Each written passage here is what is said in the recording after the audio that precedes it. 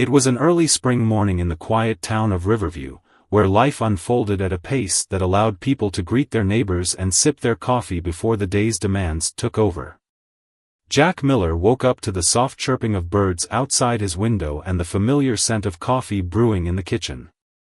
He had been driving the same bus route for 15 years, navigating the city streets with a sense of duty that bordered on affection.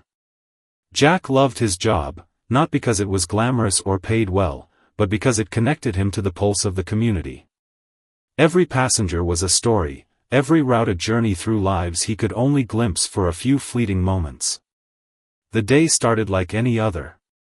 Jack donned his crisp uniform, kissed his wife on the cheek, and headed to the depot.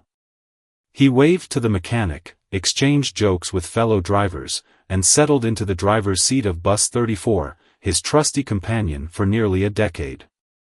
The route was as familiar to him as his own backyard, the leafy suburban streets, the bustling downtown, and the quieter neighborhoods where life seemed to move a little slower.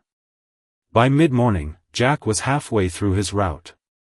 His regulars boarded at their usual stops, a young mother juggling a stroller and grocery bags, an elderly man with a cane who always tipped his hat in thanks, and a group of teenagers who filled the back seats with their lively chatter. Jack greeted each one with a smile, nodding to the familiar faces and welcoming the occasional newcomer. It was at the Main Street stop that Jack first noticed her. A young woman in a wheelchair sat near the curb, her face etched with frustration as she struggled to maneuver a broken wheel. Her name, he would later learn, was Ellie, a college student who had recently moved to Riverview to escape the hustle of the city and pursue her dream of becoming an artist. At that moment, she looked anything but hopeful. Her wheelchair was stuck in a position that made it impossible for her to board the bus, and the look in her eyes spoke of resignation as other passengers avoided her gaze. Jack's heart ached at the sight. Without a second thought, he turned on the hazard lights and stepped off the bus. The warm spring air hit him as he walked toward Ellie, his sturdy hands reaching for the wheelchair. "Let's get you on board," he said with a reassuring smile. Ellie looked up, startled by his kindness, and stammered a thank you. Together, they wrestled with the stubborn wheel until it finally gave way. Jack guided her onto the bus, carefully securing her chair in the designated spot before returning to his seat. The delay had taken only a few minutes, but it was enough to draw muttered complaints from a handful of passengers. Jack heard someone grumble about being late for work, but he dismissed it. To him, helping Ellie was more important than shaving a few minutes off the schedule. As he resumed the route, he glanced in the rearview mirror and caught Ellie's grateful smile.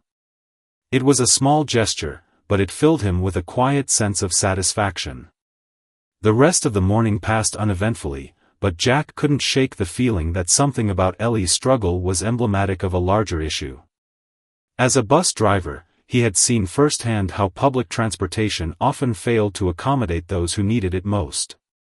The ramps were frequently out of order, the designated seating areas poorly maintained, and the schedules too rigid to allow for moments of compassion.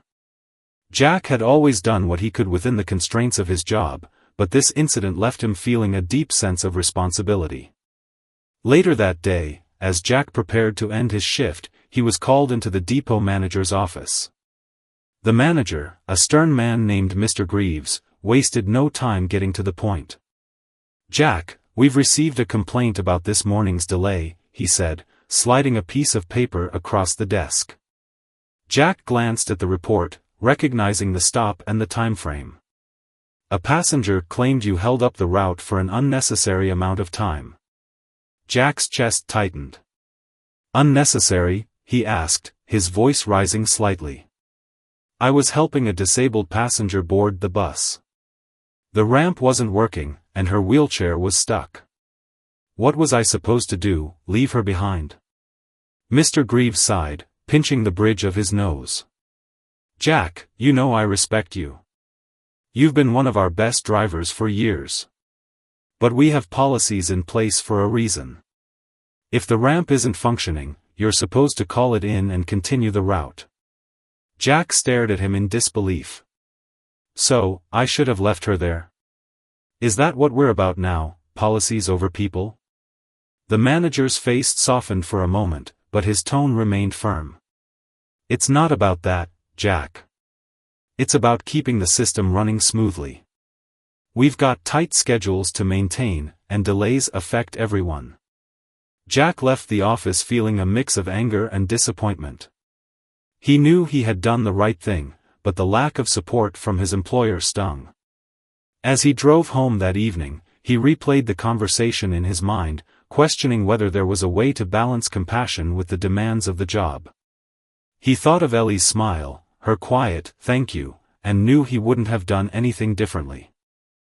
The following days brought an unexpected turn of events. A passenger who had witnessed the incident posted about Jack's act of kindness on social media. The post quickly gained traction, with dozens of comments praising Jack for his humanity. "This is what the world needs more of," one commenter wrote. "Drivers like Jack remind us that small acts of kindness can make a big difference." But not everyone was supportive. Some critics accused Jack of being unprofessional and jeopardizing the schedule. "Rules exist for a reason," one person argued. "If every driver did what he did, the system would fall apart." Jack tried to ignore the online debate, focusing instead on doing his job as best as he could. But the incident had sparked something larger than he anticipated. Community members began discussing the broader implications of his actions, how public transportation could be improved to better serve disabled passengers, how drivers could be empowered to make compassionate decisions without fear of reprisal. Ellie, too, found herself thrust into the spotlight. In an interview with a local journalist, she described Jack's kindness and the challenges she faced as a wheelchair user. "He didn't have to help me," she said, her voice trembling with emotion. "But he did. And that meant everything to me." The story spread quickly, drawing attention from local activists, politicians, and even the mayor's office. What had started as a single act of kindness was now sparking a movement, one that challenged Riverview to reconsider its values and priorities. For Jack, the journey was just beginning. As he stood on his front porch one evening, watching the sun dip below the horizon, he felt a sense of unease mixed with hope. The decision he had made in a single moment was rippling outward in ways he couldn't yet fully comprehend. But one thing was clear, the story of that ordinary day was far from over. Jack woke up the next morning to an unusual stillness in his home. Normally, the comforting sounds of birds chirping or his wife clinking dishes in the kitchen would accompany his mornings. But today, there was only silence. The previous day's events lingered in his mind, and as he sat on the edge of his bed, the weight of it all felt heavier than ever. He wasn't someone who enjoyed the spotlight, and yet, his simple act of kindness had made him the center of a debate far beyond his control. He had barely begun to process the implications when his phone buzzed on the nightstand. The message was from a coworker. "Jack, you're all over the internet. People are either calling you a hero or a troublemaker. Check the local news." Jack groaned inwardly. This wasn't the kind of attention he wanted. He turned on his old television, and there it was, his face, captured mid-smile as he helped Ellie onto the bus, featured on a morning news segment. The headline read, "Local bus driver sparks debate over kindness versus policy." Jack felt a pang of anxiety. He hadn't done anything extraordinary, at least not in his mind. Helping someone in need wasn't supposed to be controversial. As the segment played, he listened to sound bites from passengers, city officials, and even strangers who had seen the story online. Some praised him as a hero who prioritized humanity over rigid rules. Others argued that he had disrupted the flow of the system, inconveniencing countless others. The division in public opinion was startling. Later that morning, as Jack walked into the depot, the air was thick with tension. His co-workers whispered among themselves but fell silent as he passed. Even the mechanics, who usually greeted him with a friendly nod, avoided his gaze. Jack knew what this meant. His actions had placed him under scrutiny, and now everyone was watching to see how it would play out. He approached his bus and was about to climb aboard when Mr. Greaves, the depot manager, called out to him. "Jack, we need to talk," Greaves said, gesturing toward his office. Jack sighed and followed. Inside, the atmosphere was anything but welcoming. Greaves motioned for Jack to sit and closed the door behind him. "Look, Jack, I've been getting calls all morning. Passengers, reporters, even the higher-ups. They're not happy." Jack crossed his arms. "Not happy about what? That I helped a disabled woman get on the bus?" Greaves leaned forward, his tone low but firm. "It's not about that, Jack. It's about the rules. You know we have policies in place for situations like this. You were supposed to call for assistance and move on. Instead, you delayed the route, and now the company looks bad." Jack felt his frustration boiling over. "So, what you're saying is that I should have left her there, stranded on the curb, just so I could stick to the schedule? Is that what we're about now? Efficiency over empathy?" Greaves sighed heavily, as though he were tired of having the same conversation. "It's not my decision, Jack. It's the company's. And the truth is, you've put us in a difficult position. We can't have drivers going rogue every time they think they're doing the right thing. There are consequences." Jack stared at him, his jaw tightening. He knew where this was heading, but hearing the words still hit like a punch to the gut. "Consequences? Are you firing me?" Greaves hesitated, and for a brief moment, Jack saw a flicker of regret in his eyes. "It's not permanent. Call it a suspension while we sort things out. Take some time to think about whether this job is still the right fit for you." Jack rose from his chair, his fists clenched. "I don't need time to think," he said. "I know what kind of person I am.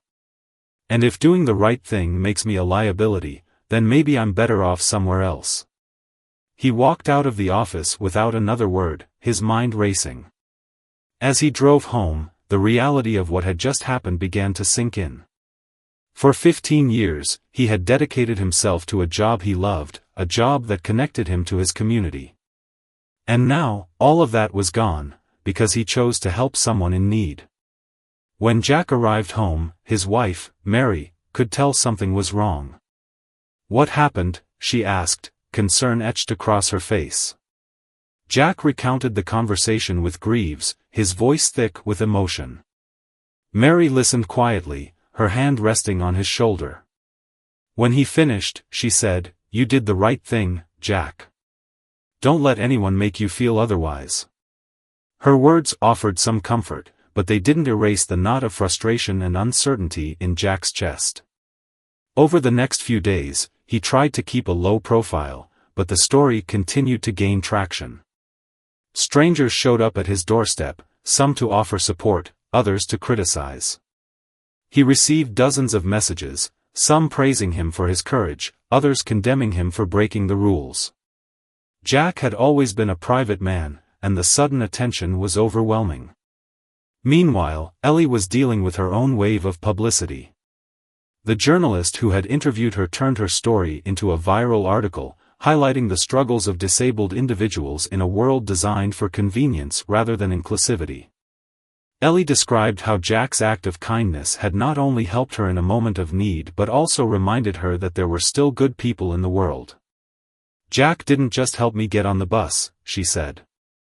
"He reminded me that I matter." As the article spread, it caught the attention of local activists, disability advocates, and even the mayor's office. Public opinion began to shift, with many calling for changes to the city's transportation policies. A petition demanding Jack's reinstatement quickly garnered thousands of signatures, and community members organized a rally to support him. But not everyone was on Jack's side. The bus company doubled down on their stance, issuing a statement that painted Jack as a well-meaning but reckless employee whose actions had disrupted the system.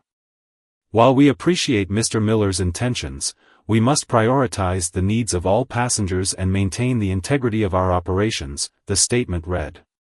The backlash only fueled the growing divide. On one hand, Jack was being hailed as a hero who stood up for what was right. On the other, he was being vilified as a rule-breaker who had jeopardized the efficiency of the system. The debate extended far beyond Riverview, sparking discussions on social media and in news outlets across the country. Jack tried to stay out of the fray, but the weight of it all was becoming unbearable.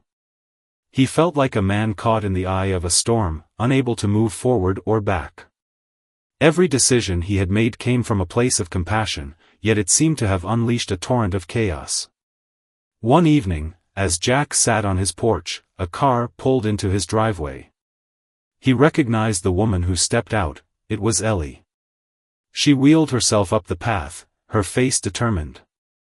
"Jack," she said, "I need you to know that what you did for me changed my life. And I'm not going to let them make you feel like you did something wrong." Jack felt a lump in his throat. "I don't know if I can fight this, Ellie. I'm just one person." Ellie's eyes burned with conviction. "Maybe you're one person, but so am I. And together, we're two. And behind us, there's a whole community that believes in what you did." Her words stayed with Jack long after she left.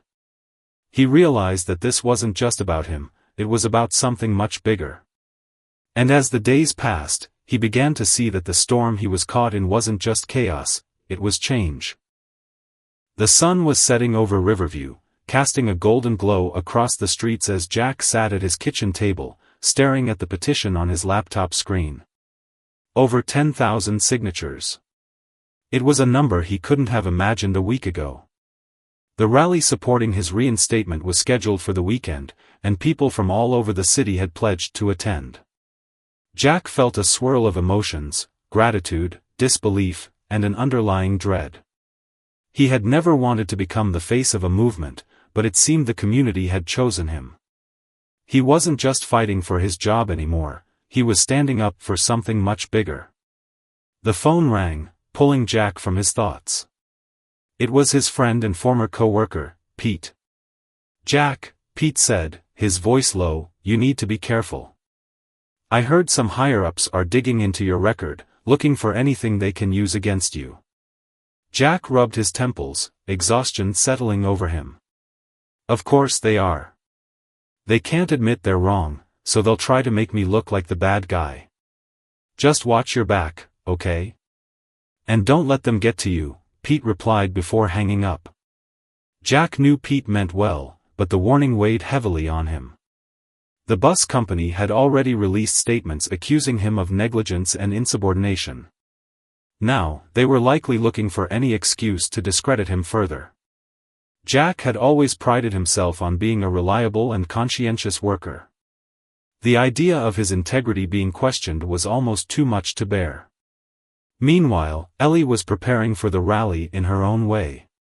She had become something of a local celebrity, her story resonating with people across Riverview and beyond. Reporters continued to reach out to her, eager to get her perspective on the unfolding controversy.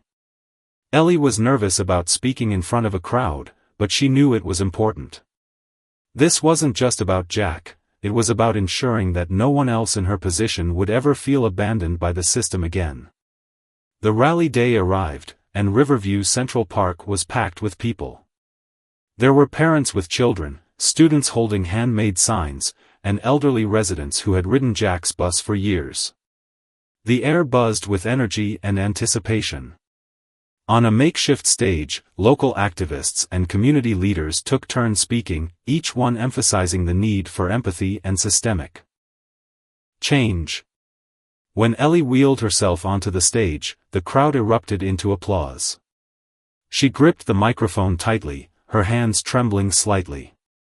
"I never thought I'd be here," she began, her voice steady despite her nerves. "But I also never thought I'd meet someone like Jack Miller. When he helped me that day, he wasn't just helping me get on a bus. He was reminding me that I mattered, that my struggles mattered." She paused, taking a deep breath. "But what happened after that? It showed me how broken our system is. Jack shouldn't have to fight for his job because he chose to do the right thing. And I shouldn't have to worry about whether I'll be left behind just because I use a wheelchair. Ellie's words struck a chord with the crowd, and as she finished her speech, the applause was deafening. Jack stood at the edge of the park, watching from a distance. He hadn't planned on attending the rally, wanting to avoid the spotlight, but he couldn't stay away. Seeing the outpouring of support brought tears to his eyes. For the first time in days, he felt a glimmer of hope. As the rally continued, an unexpected announcement caught everyone's attention. A reporter stepped onto the stage, holding a small device in her hand. "Ladies and gentlemen," she said, her voice carrying over the crowd, "we've just received new footage from the day Jack Miller helped Ellie. This video was submitted anonymously, and it changes everything." The screen behind the stage flickered to life, showing grainy footage taken from a passenger's phone. The video captured Jack stepping off the bus to help Ellie, but it didn't end there. Just as Ellie's wheelchair was being secured, a distracted driver in a speeding car barreled past the bus stop, narrowly missing the crowd gathered there. The timing was clear: if Jack hadn't stopped to help Ellie, someone could have been seriously injured, or worse. The crowd erupted in gasps and murmurs as the video played. Jack's heart raced. He had no idea this footage existed. The revelation painted his actions in a new light, proving that his decision to help Ellie had unintended but life-saving consequences. As the video spread online, the tide of public opinion shifted even further in Jack's favor. People who had previously criticized him for delaying the route began to express their support. "He didn't just do the right thing," one commenter wrote. "He prevented a tragedy. How can anyone fault him for that?" The bus company, however, remained defiant. They issued a statement claiming that the video didn't absolve Jack of breaking protocol. "While we acknowledge that Mr. Miller's actions may have had positive outcomes, they were not in line with company policy," the statement read. "We must maintain standards to ensure the safety and efficiency of our operations." Jack was furious. The company's refusal to admit fault felt like a personal attack, not just on him, but on the values he believed in. But before he could dwell on it further, he received a call from an unfamiliar number. "Mr. Miller," a voice said on the other end, "this is Laura Carter, the mayor of Riverview. I'd like to meet with you." Jack was stunned. The mayor? What could she possibly want?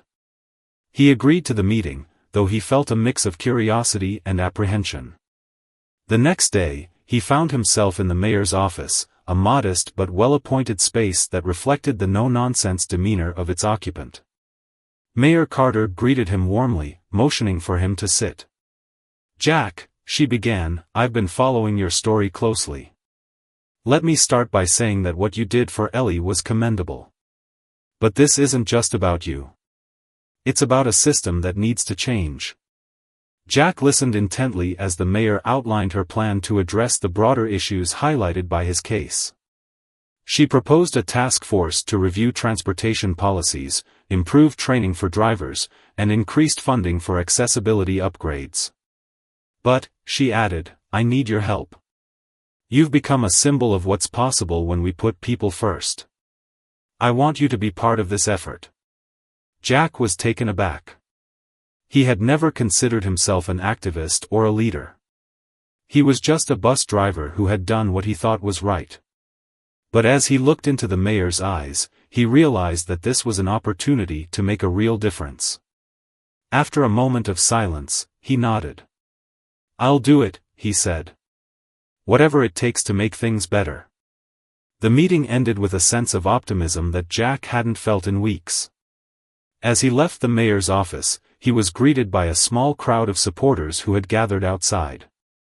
They cheered as he stepped onto the sidewalk, and for the first time, Jack allowed himself to smile. This wasn't the path he had chosen, but it was the one he was on. And he was ready to walk it, no matter where it led. Jack returned home from the mayor's office that evening, his mind racing with the weight of what had just transpired. He had entered the meeting expecting little more than polite platitudes, but he had left with a sense of purpose he hadn't felt in years. The mayor had not only validated his actions but also entrusted him with a role in shaping the future of Riverview's public transportation system. It was daunting, to say the least.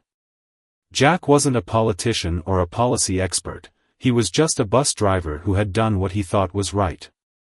Yet now, he stood at the crossroads of something much bigger than himself. The next morning, Jack's phone rang incessantly. Calls from reporters, community leaders, and even old friends poured in, all wanting to know more about his newfound partnership with the mayor. Jack, still unsure of how to navigate this sudden spotlight, declined most interviews, choosing instead to focus on the work ahead. He had agreed to join the mayor's task force, a team of advocates, experts, and city officials charged with reimagining the city's transportation policies to make them more inclusive and humane. The first meeting of the task force was held in the mayor's conference room, a spacious yet unassuming space adorned with maps and charts of Riverview's infrastructure. Jack entered hesitantly, feeling out of place among the polished professionals and passionate activists who had gathered. But when Mayor Carter introduced him as the heart of this initiative, the room erupted in applause, and Jack felt a small flicker of pride. As the meeting began, Jack quickly realized the complexity of the challenges they were tackling.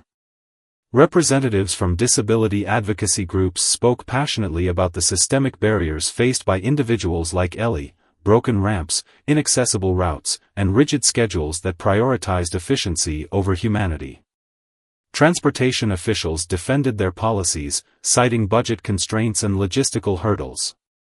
The discussions were heated, and Jack found himself struggling to keep up with the technical jargon and political maneuvering. But then, Ellie spoke.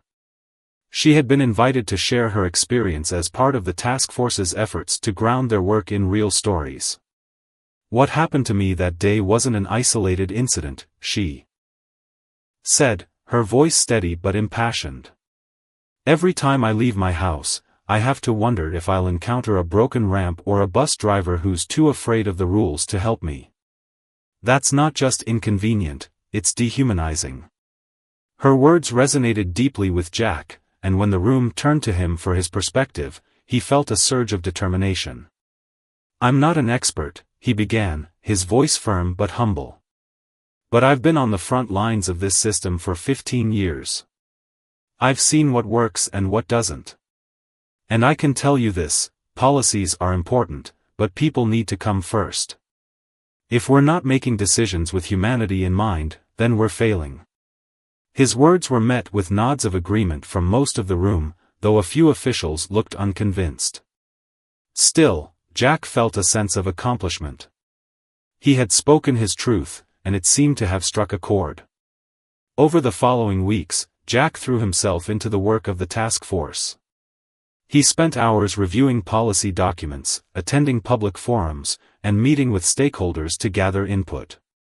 It was exhausting and often frustrating. Bureaucracy moved at a glacial pace, and not everyone was on board with the proposed changes. But Jack remained steadfast, driven by the memory of Ellie's struggle and the outpouring of support from the community. One evening, as Jack was reviewing notes from a particularly contentious meeting, his phone buzzed with a text from Ellie. "Jack, you won't believe this," it read, followed by a link to a news article. The headline stopped Jack in his tracks. Anonymous donor pledges $1 million to Riverview's accessibility initiative. The article detailed a generous donation made to the city to fund upgrades to public transportation infrastructure, including new ramps, accessible seating, and driver training programs. Jack was stunned. The donation was a game-changer, providing the task force with the resources they desperately needed to turn their proposals into reality. Speculation swirled about the identity of the donor, but they remained anonymous, their generosity sparking a wave of hope across the city.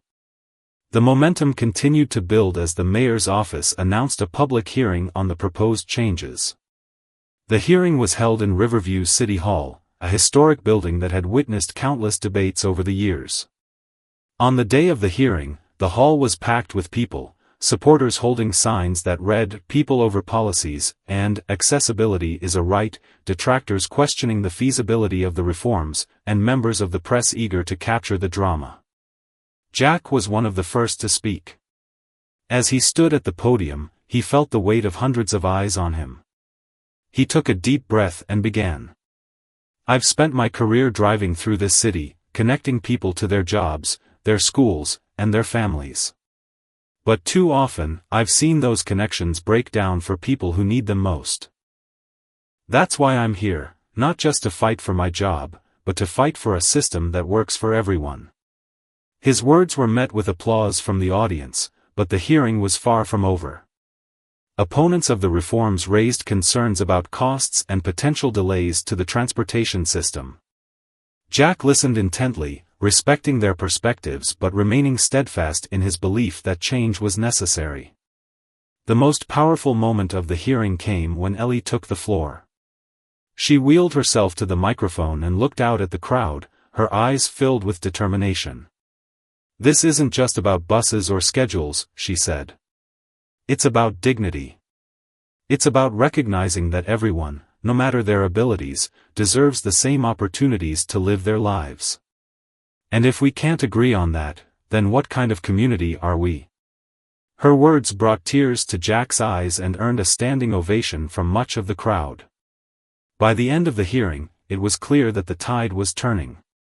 The task force's proposals were approved in principle, paving the way for a series of pilot programs to test the reforms. In the days that followed, Jack felt a renewed sense of purpose. He knew there was still much work to be done, but for the first time in weeks, he allowed himself to hope. The community had rallied together, proving that empathy and determination could overcome even the most entrenched obstacles. But just as Jack began to feel a sense of closure, an unexpected twist threatened to unravel everything. A leaked memo from the bus company surfaced online, revealing that they had deliberately ignored previous complaints about accessibility issues, prioritizing cost-cutting measures over passenger safety. The revelation sent shockwaves through the city, sparking outrage and demands for accountability. The scandal put the bus company on the defensive, and they scrambled to repair their image. Jack found himself once again thrust into the spotlight, this time as a symbol of resistance against a system that had failed its most vulnerable members. As protests erupted across Riverview, Jack realized that the fight for justice was far from over. But he also knew that he wasn't alone. The community had his back, and together, they were building something stronger than any policy or protocol, a city that cared for its people. And for Jack, that made every challenge worth it. The memo leak hit Riverview like a thunderclap. Local news channels ran non-stop coverage of the bus company's deliberate neglect, revealing a culture of cost-cutting that prioritized the bottom line over the safety and dignity of its passengers. It wasn't just about broken ramps or inaccessible buses anymore, it was about a systemic failure that had been swept under the rug for years.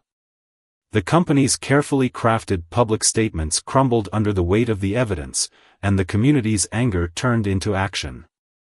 Protests erupted across the city, with crowds gathering outside the bus company's headquarters. The slogans were sharp and unwavering: "Fix the system, not the people," and "Accountability now." Jack, who had been hesitant to place himself in the center of the controversy, found himself once again pulled into the storm. Calls from journalists flooded his phone, and activists reached out, urging him to speak out. Jack's wife, Mary, watched him pace their living room, a deep furrow etched into his brow. "You can't stay silent, Jack," she said gently. "People are looking to you now. You've already started something, don't let them take it away." He stopped pacing and turned to her, his face a mixture of determination and exhaustion. "I know," he said. "But this isn't about me. It's about making sure this doesn't happen to anyone else." The next day, Jack stood on the steps of City Hall, addressing a crowd of hundreds. He hadn't planned a speech, but the words came easily, driven by the passion he felt for the cause. For years, people like Ellie have been ignored, their struggles dismissed as inconveniences. And for years, drivers like me have been told to look the other way, to follow the rules even when they're wrong. Well, no more. It's time to rebuild this system, not just with policies, but with heart. The crowd roared its approval, and Jack felt a swell of pride and responsibility. He had spent his career as an observer, quietly connecting people to their destinations. Now, he was a voice for change, and he wasn't going to back down. The pressure on the bus company intensified. Under public scrutiny, the CEO was forced to resign, and the city council announced an independent investigation into the company's practices. Meanwhile, the task force Jack had joined continued its work, now bolstered by the momentum of the protests and the support of the community. As the weeks went on, Jack found himself busier than ever. Meetings with the task force became more frequent, and the scope of their work expanded. They weren't just addressing accessibility issues anymore, they were tackling broader systemic problems, from driver training to infrastructure improvements. Jack's perspective as a frontline worker proved invaluable, and he quickly became one of the most vocal members of the group. Ellie was also becoming a force to be reckoned with. She had taken her advocacy to new heights, organizing events and speaking at rallies. The two of them became unlikely allies, their partnership built on a shared vision of a better future. One evening, after a particularly long meeting, Ellie turned to Jack and said, "You know, when you helped me that day, I thought it was just a small act of kindness. I never imagined it would lead to all this." Jack smiled, his eyes crinkling at the corners. "Neither did I," he admitted. "But sometimes, small acts are the ones that matter most." Despite their progress, the road ahead was far from smooth. The bus company fought back, hiring a team of high-powered lawyers to challenge the reforms being proposed. They argued that the changes would be too expensive and disruptive, framing themselves as victims of an overzealous public. Jack knew this was a calculated move to stall progress, but it was disheartening nonetheless. The turning point came during a pivotal city council meeting, where the task force presented their final recommendations. The room was packed with supporters and skeptics alike, and the tension was palpable. Jack was one of the last to speak, his voice steady despite the weight of the moment. "This isn't just about buses or budgets," he said, looking directly at the council members. "It's about who we are as a community. Are we the kind of city that leaves people like Ellie behind? Or are we a city that lifts everyone up, no matter their abilities? The choice is yours, but I know what kind of city I want to live in." When he finished, the room erupted into applause. Even some of the skeptics seemed moved by his words. After hours of debate, the council voted unanimously to adopt the task force's recommendations. It was a moment of triumph, but Jack knew it was only the beginning. In the months that followed, Riverview underwent a transformation. The bus company was forced to make sweeping changes, from installing new accessibility features to implementing comprehensive driver training programs. Jack, now reinstated but choosing not to return to his old route, took on a new role as a community liaison, working to ensure that the voices of passengers and drivers alike were heard. Ellie continued her advocacy, using her platform to highlight broader issues of accessibility and inclusion. The two of them remained close, their friendship a testament to the power of standing together in the face of adversity. One evening, as they sat on a park bench watching the sun set over the city, Ellie turned to Jack and said, "We did it." Jack shook his head, a small smile playing on his lips. "No," he replied. "The city did it. We just gave them the push they needed." The changes in Riverview didn't go unnoticed. The city became a model for inclusive transportation, drawing attention from other municipalities looking to follow its example. Jack and Ellie were invited to speak at conferences and events, their story serving as a reminder of what could be achieved when compassion and determination were put into action. But for Jack, the most rewarding moments were the quiet ones, watching a bus pull up to a stop and seeing a driver step out to help a passenger, or hearing a child with a disability laugh as they boarded without fear of being left behind. These were the moments that made it all worthwhile, the moments that reminded him why he had fought so hard in the first place.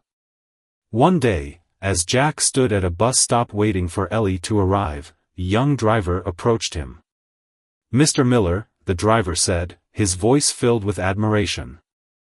"I just wanted to say thank you. What you did, what you started, it's changed everything. You've made us proud to be part of this." Jack nodded, his chest swelling with pride. "Thank you," he said simply. "But remember, it's not about me. It's about all of us, doing what we can to make things better." As the bus pulled away and Ellie arrived, Jack felt a sense of peace settle over him. The journey had been long and difficult, but it had been worth it. Together, they had turned a moment of kindness into a movement of change, proving that even the smallest actions could ripple outward to transform an entire community. And as they headed off to their next meeting, Jack couldn't help but feel that this was only the beginning of a story that would continue to inspire for years to come. Months had passed since the reforms in Riverview had been officially enacted, and the city was beginning to feel like a different place. Jack often found himself reflecting on how far things had come since that fateful day when he had stopped to help Ellie board the bus. The changes weren't just visible in the physical infrastructure, though the new ramps, priority seating, and enhanced bus stops were hard to miss, but also in the spirit of the community. Riverview had become a city where compassion wasn't just an exception but an expectation. Jack's new role as a community liaison kept him busier than ever. His days were filled with meetings, public forums, and workshops with drivers and community members alike. He had become a symbol of change, not because he sought to be, but because people trusted him to listen, to understand, and to fight for what was right. His humility and straightforwardness resonated with everyone he met, from city officials to the passengers who still called him the best driver Riverview ever had. One crisp autumn morning, Jack was on his way to a town hall event when he noticed something that stopped him in his tracks. At a busy downtown bus stop, a driver had stepped off his bus to assist an elderly man who was struggling with a heavy bag. The passengers inside the bus waited patiently, some even stepping out to offer additional help. No one complained about the delay, no one questioned the driver's decision. Jack smiled to himself, a deep sense of fulfillment washing over him. This was the change he had fought for, a city that valued people over punctuality, humanity over haste. The town hall that day was different from the ones Jack had attended in the past. Instead of heated debates about budgets and policies, the focus was on celebrating the progress Riverview had made. Ellie was one of the keynote speakers, and she captivated the room with her powerful words. "This isn't just about buses," she said, her voice strong and clear. "It's about what kind of community we want to be. And Riverview has shown the world that when we come together, we can create something truly remarkable." As Ellie finished her speech, the room erupted into applause, and Jack couldn't help but feel a swell of pride for his friend. She had grown so much since that day on the curb, transforming her frustration into a relentless drive to make a difference. The two of them had walked this path together, and their bond had become unshakable. After the event, Jack and Ellie lingered in the auditorium, talking quietly as the crowd dispersed. Ellie turned to Jack, her eyes twinkling with mischief. "Do you ever think about how all of this started with a broken wheelchair and a late bus?" she asked, laughing. Jack chuckled, shaking his head. "Every day. It's funny how life works, isn't it? One moment, one decision, and suddenly everything changes." Ellie grew more serious, her gaze steady. "It wasn't just one decision, Jack. It was the kind of person you are. Most people would have looked the other way, followed the rules, and moved on. But you didn't. You set something in motion that none of us could have predicted." Jack shrugged, a modest smile on his face. "I just did what felt right. The rest? That's because of people like you, Ellie. You didn't just let this be a moment, you turned it into a movement." Their conversation was interrupted by a young woman who approached nervously. She was holding a notebook and a pen, and her cheeks were flushed with excitement. "Mr. Miller? Ms. Ellie? I just wanted to say thank you. I'm studying urban planning, and your story inspired me to focus on accessibility. I want to help create cities where everyone feels welcome." Ellie beamed, and Jack nodded warmly. "That means a lot," he said. "Just remember, change doesn't happen all at once. It's a lot of small steps, and it takes people who care. Sounds like you're one of them." The young woman smiled brightly before hurrying off, leaving Jack and Ellie to reflect on the ripple effects of their journey. It was moments like this that reminded them why they had fought so hard. As winter approached, Riverview began preparing for its first ever Kindness in Action Day, an annual event inspired by Jack and Ellie's story. The celebration was designed to honor acts of compassion and highlight the importance of community. Schools, businesses, and organizations across the city participated, each finding unique ways to promote kindness and inclusion. On the day of the event, Jack found himself at the center of a bustling downtown square, where a large crowd had gathered. The mayor took the stage to deliver a speech, her words filled with gratitude and admiration. "Today, we celebrate not just kindness, but the courage to act on it," she said. And there's no better example of that than Jack Miller and Ellie Carter. Jack was called to the stage, and as he looked out at the sea of faces, young and old, able-bodied and disabled, he felt a lump rise in his throat. He had never been comfortable with public attention, but this was different. This wasn't about him, it was about what they had built together.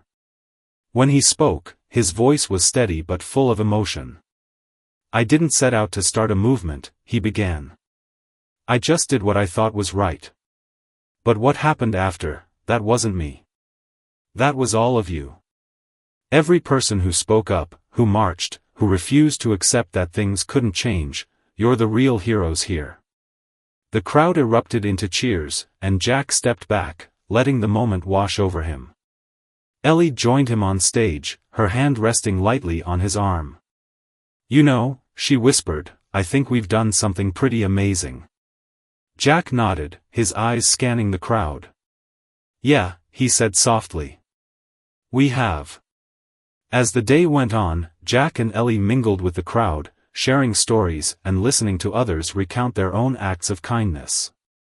The event was filled with laughter, music, and a palpable sense of unity. It was a reminder that while Riverview still had work to do, it was well on its way to becoming the kind of community Jack had always believed it could be. That evening, as the city lights twinkled against the night sky, Jack sat on his porch, a cup of coffee in hand. Mary joined him, wrapping a blanket around her shoulders. "You've done good, Jack," she said, her voice filled with quiet pride. Jack smiled, leaning back in his chair. "I didn't do it alone," he replied. "But yeah, I think we've done something worth remembering." As they sat in comfortable silence, the distant sounds of the city carried a new kind of melody, a harmony of progress, compassion, and hope. For Jack, it was enough. It was more than enough.